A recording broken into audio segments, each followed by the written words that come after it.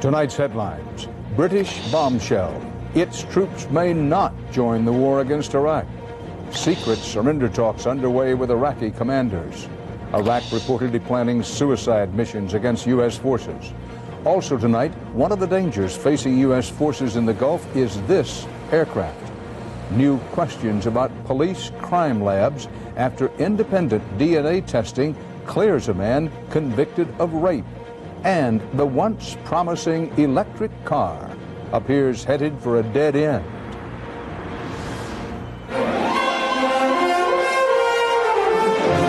This is the CBS Evening News with Dan Rather reporting from CBS News headquarters in New York. Good evening.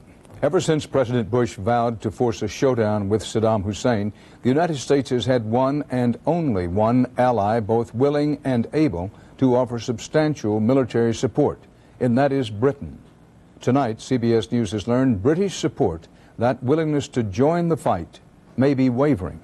And there are other indications now that the timetable for a U.S.-led invasion of Iraq may be pushed back even deeper into the now present desert sandstorm season.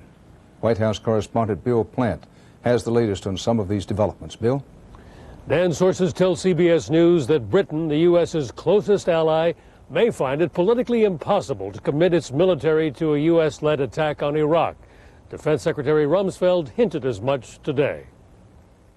What will ultimately be decided is unclear as to their role, and to the extent they are able to participate, that would obviously be welcomed.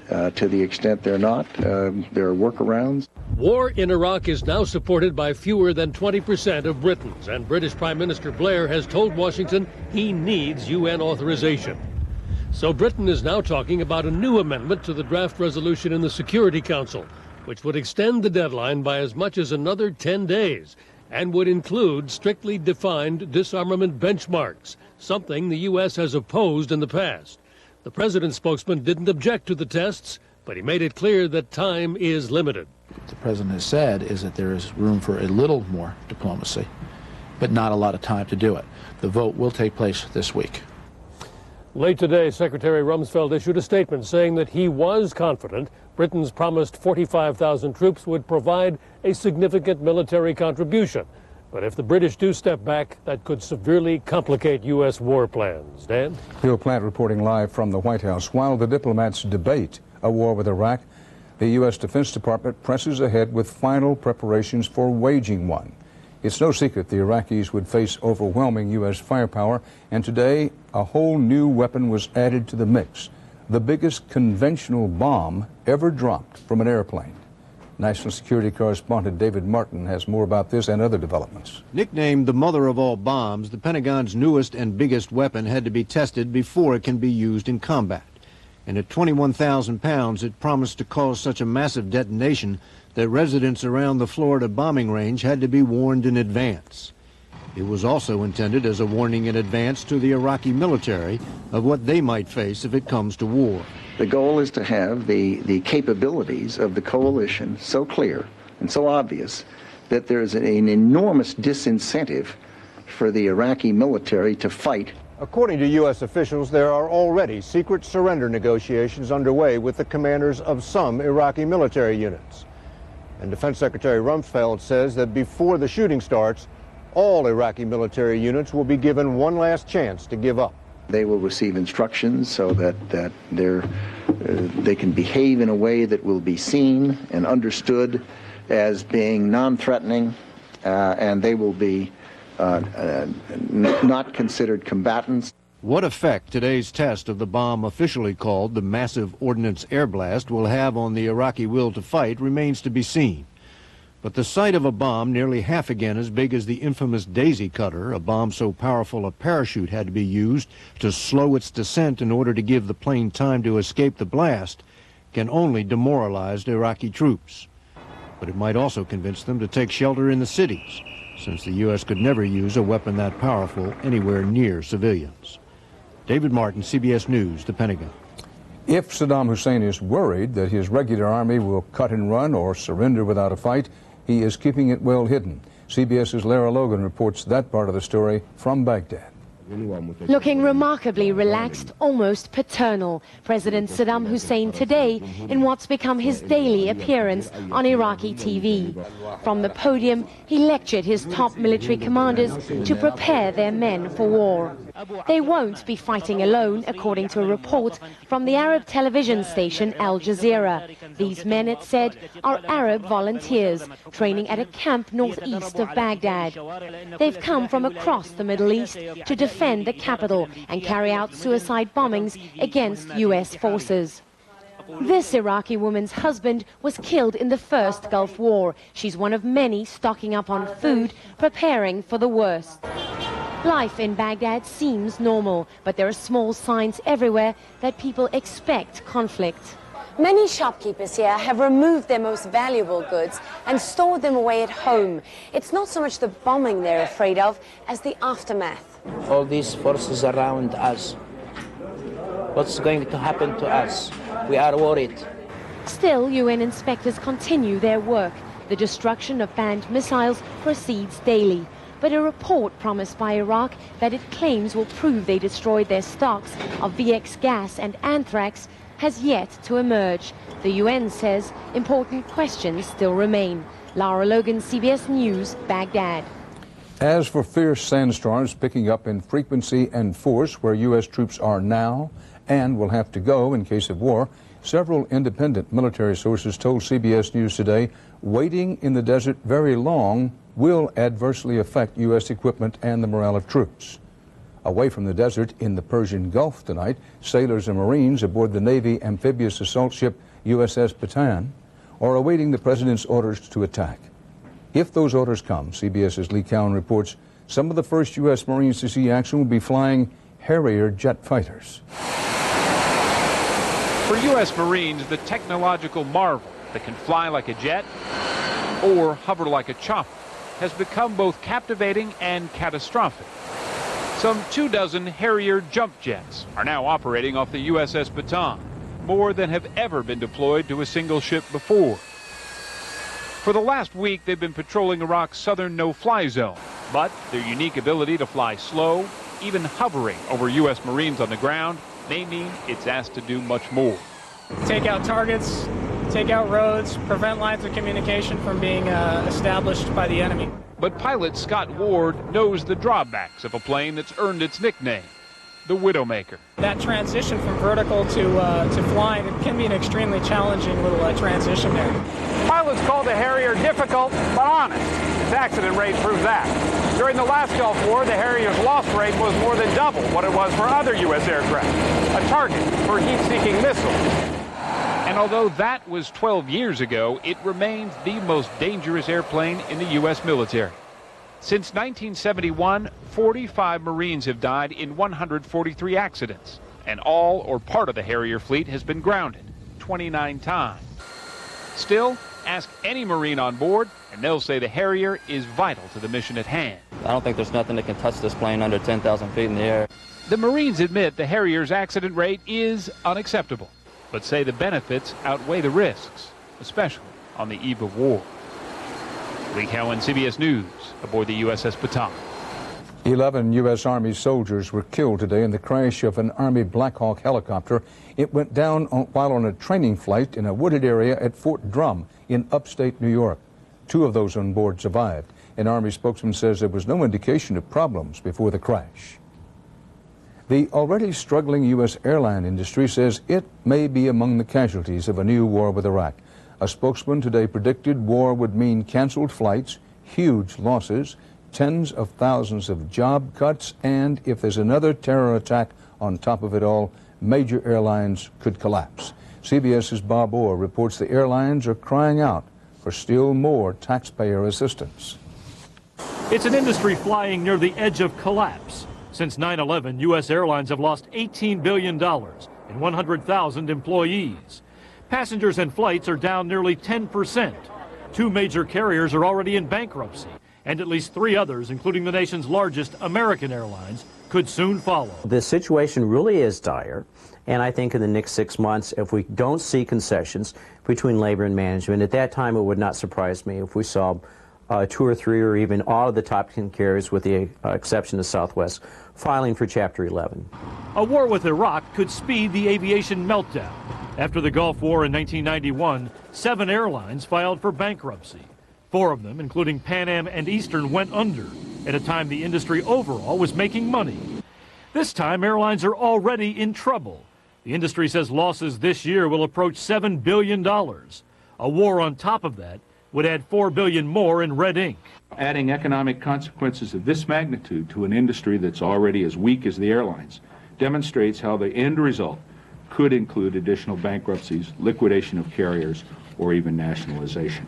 Now, airlines are asking the government to cover the $4 billion in anticipated war losses by suspending aviation taxes, providing terrorism insurance, and paying for increased security. But it will be a tough sell. Congress has already given the airlines a $5 billion bailout.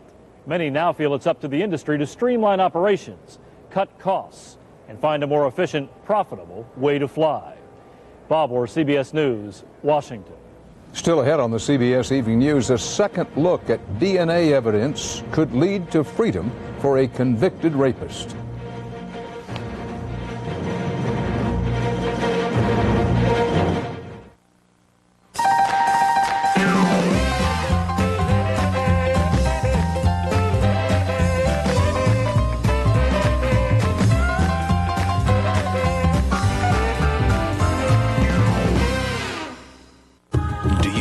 The purple pill called Nexium? I know. I know. You should know about it too. Talk to your doctor about whether Nexium is right for you. Find out about the purple pill called Nexium. That's me with his whole family. So you on a farm? Yeah, imagine with my allergies. Go where you wanna go. Do what you want. This is Trisha. Now, there's a new and different way to treat seasonal allergies. Singulair, the only seasonal allergy medicine that specifically blocks leukotrienes, an underlying cause of allergy symptoms. It's a once-a-day tablet that helps relieve a broad range of symptoms for a full 24 hours. Yeah. Side effects are generally mild and vary by age and may include headache, ear infection, sore throat, and upper respiratory infection. Ask your doctor about Singulair. Oh my God. Morning. Good morning. Ready to go for a tractor ride?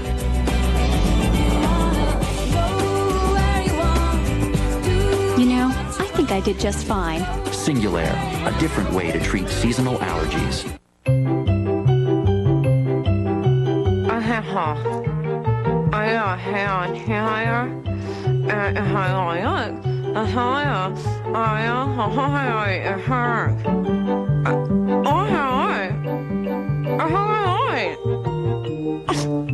With Crest White Strips, the strip stays for 30 minutes, so it whitens 5 times better.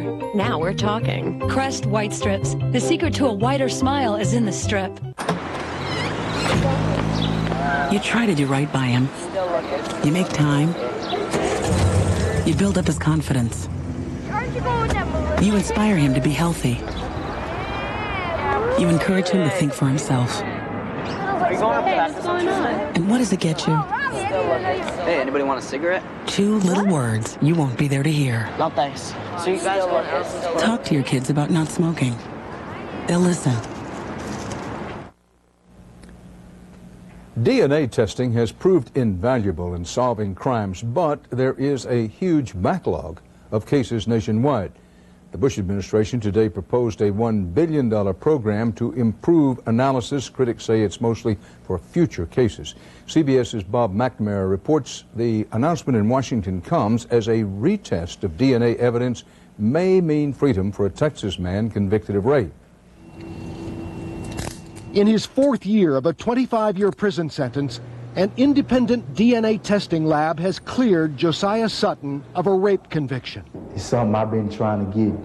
You know, it's something I've been trying to obtain for years. Convicted at only age 16, largely on DNA evidence, Sutton's case was the latest in a string of questions into the Houston Police Department crime lab's practices and procedures. As I look over the test results in a case like this, I think this is ridiculous. DNA expert Bill Thompson's review of the Sutton case for CBS affiliate KHOU discovered that crime lab technicians misinterpreted findings and data was sometimes contaminated.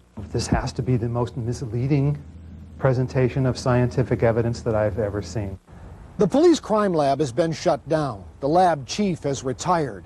And now at least 25 DNA convictions may have to be reviewed, including the cases of 7 people now awaiting execution.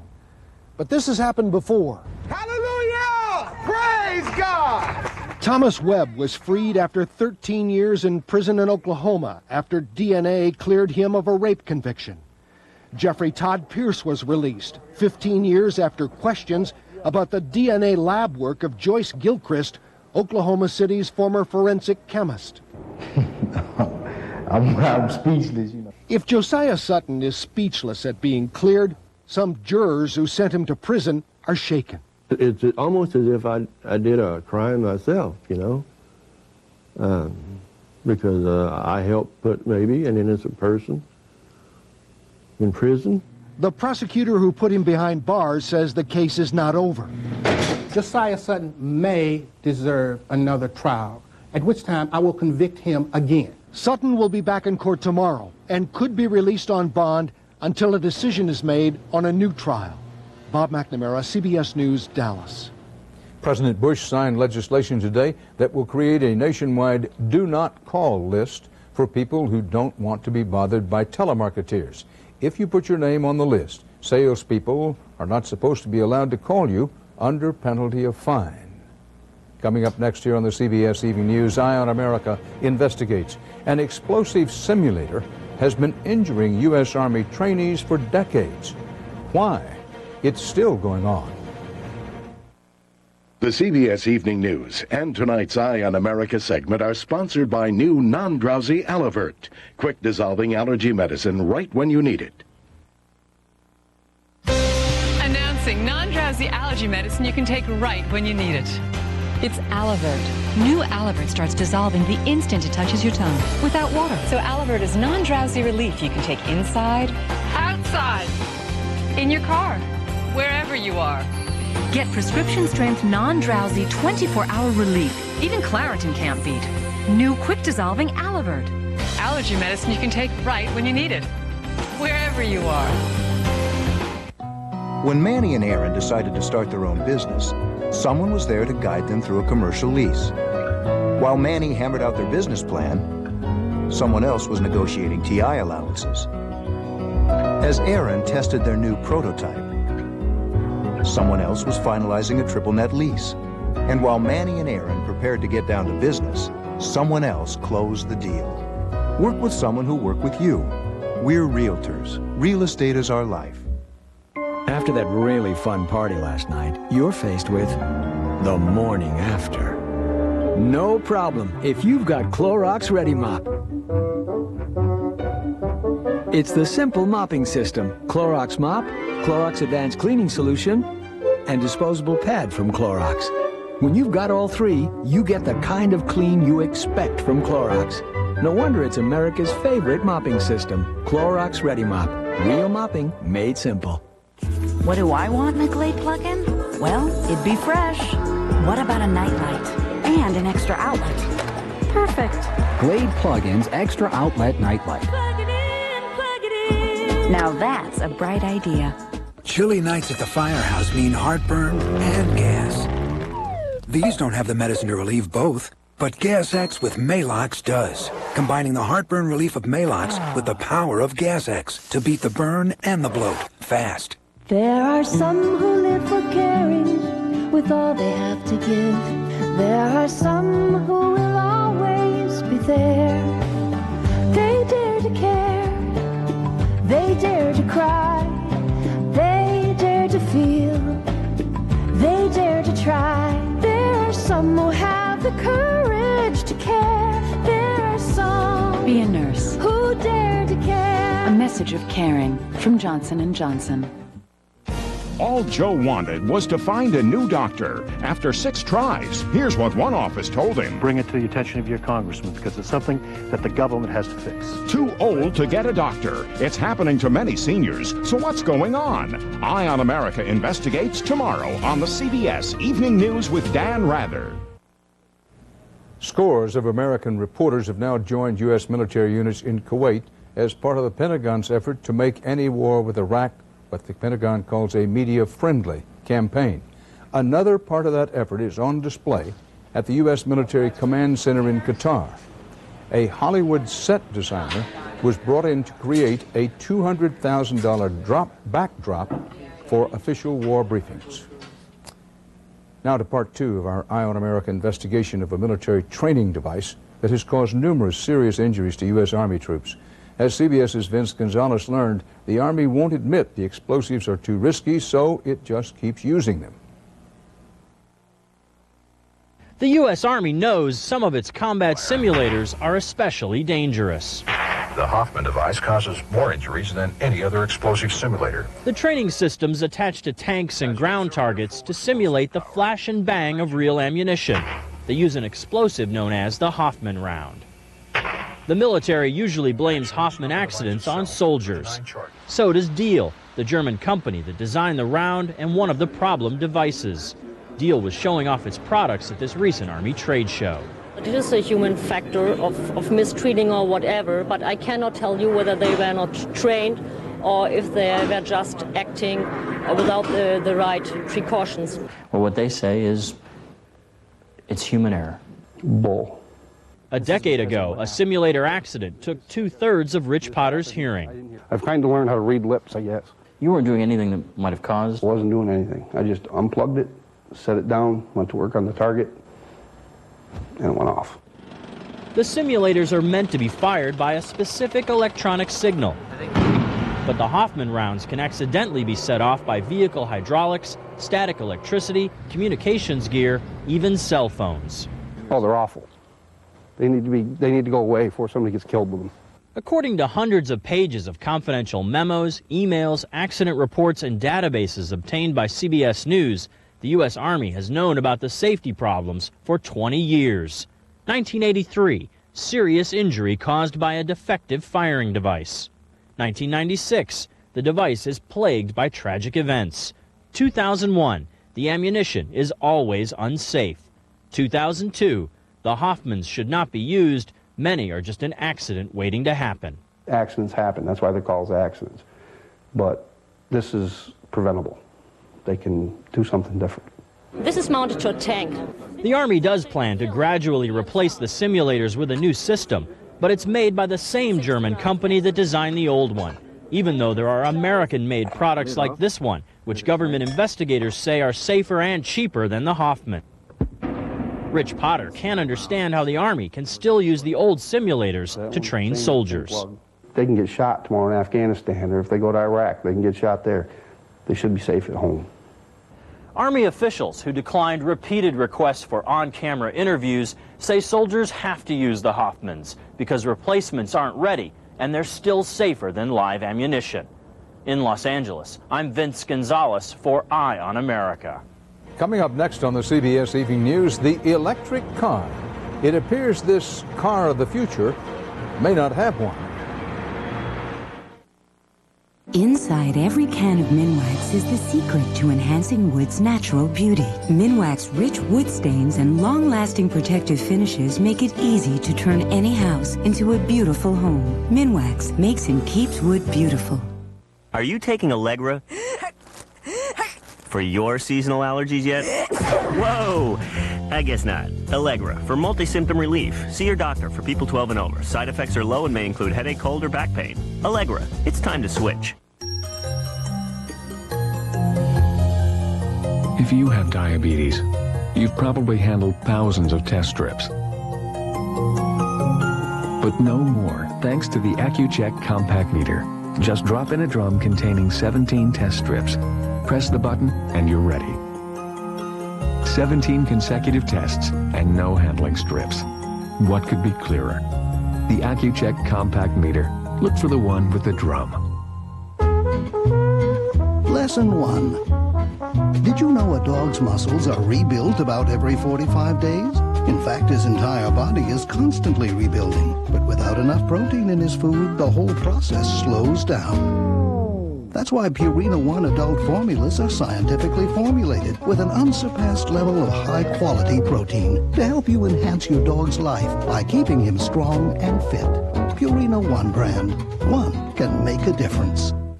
Wherever you go, whatever you go through, dry, scratchy, irritated eyes don't have to come with the territory. You've got Visine Tears. Whenever eyes get dry, scratchy, irritated, Visine Tears can soothe, moisturize, and protect like your own natural tears. And best of all, Visine Tears is safe to use as often as you need. Visine Tears relieves dry eyes like your own natural tears. Do you know how you measure up against osteoporosis? Do you know your T-score? Your T-score is a measure of your bone health, the result of a simple bone density test. My T-score is negative 1.0. That's 10% below normal. Mine is negative 2.0, 20% below normal. The bigger that negative number, the lower your bone mass. If you have low bone mass, there are once-weekly treatments that can help reverse bone loss. Do you know your T-score? I know mine.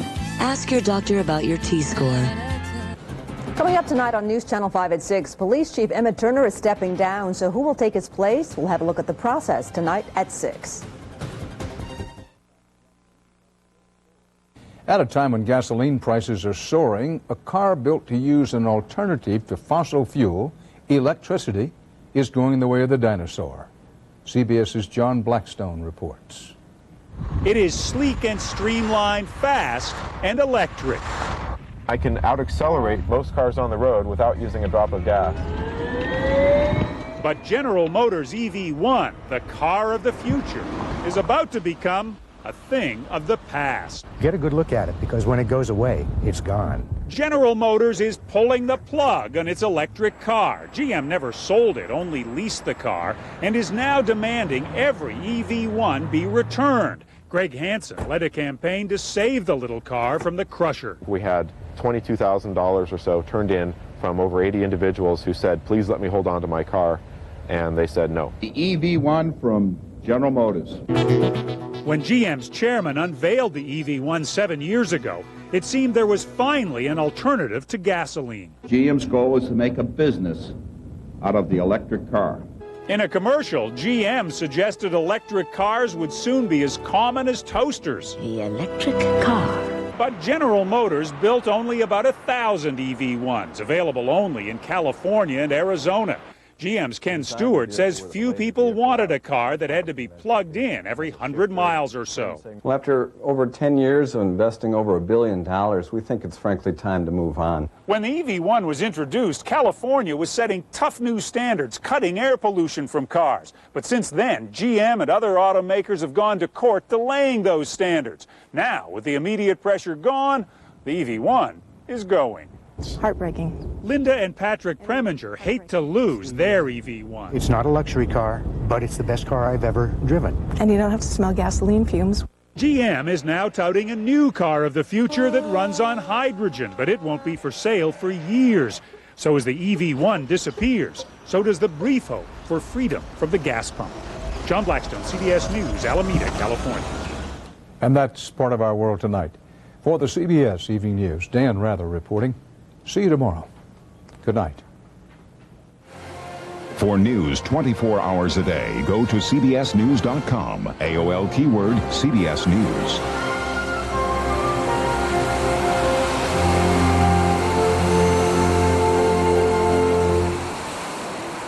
This is CBS. From your news and information leader. This is News Channel 5 at 6.